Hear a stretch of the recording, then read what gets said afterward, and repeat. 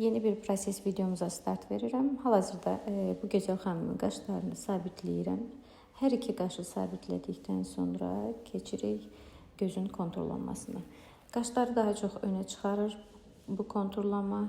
Videoda da gördüyünüz kimi düz xətt boyunca xətti çəkib, sonra isə korrektorla gözün üstünü işləyirəm. Sonra isə üzünə vuracağım tonalni ilə xanımın qaşlarının üst hissəsində sabitlədim ki, həmin hissədə üzə tonalni vuranda o hissə daha səliqəli görünür və qaşa toxunmadan işləyə bilirik. Burada xanımın üzünü bir dəfə mən öncədən nəmləndirdim. Göz makiyajından sonra yenidən bir dəfə nəmləndirib tonalini vuracağım və üz nəm balansı ilə yaxşıca doyandan sonra yaxşı nəmləndirilmiş dəridə tonalini daha gözəl qalır. Gözdə torpaq tonlarından istifadə etdim. Glitterdən fərqli rəng çalarları olan glitterdən istifadə elədim və hal-hazırda xatırladım ki, gecə makiyajı eləyirik. Sadə bir vizaj deyil. Gözün içini ağ qələmlə və linerlə gözü tamamladıq.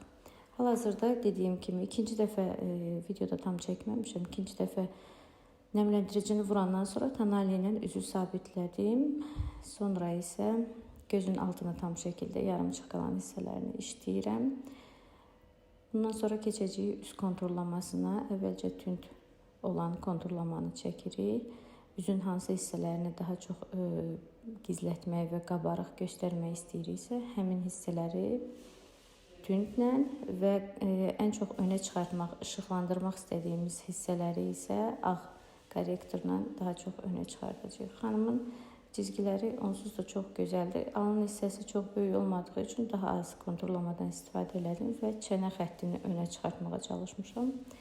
Burada isə dediyim kimi ağ korrektordan istifadə eləyirik və alın hissəni də çəkəndən sonra yaydım sponjla.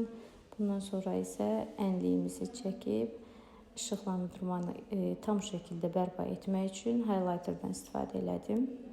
Hal-hazırda xanımın dodaq konturlamasıdır. Xanımın öz dodaqları da çox gözəldir və bunu daha çox önə çıxarmaq lazımdır.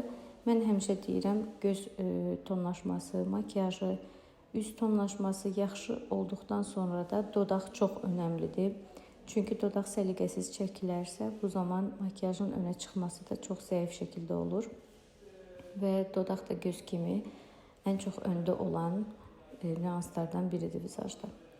Konturlamanı bitirdikdən sonra konturu yaydım və ondan sonra mat pomada ilə əvvəlcə korичневый rəngdə mat pomada ilə dodaqlarını boyadım və üstündən isə glossla biraz daha parıltı verəcəm.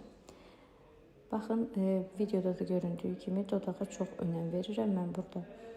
Çünki düzgün çəkilmiş dodaq makiyajı çox gözəl tamamlayır. Gözləri vurğulamaq üçün də tuşdan istifadə elədim və dediyim kimi hal-hazırda həmin glossdan istifadə edirəm. Glossumuz isə korичневый rəngdə yox, biraz daha çəhrayı tonlardadır. Budur makiyajımızın son halı. Xoş izləmələr sizə.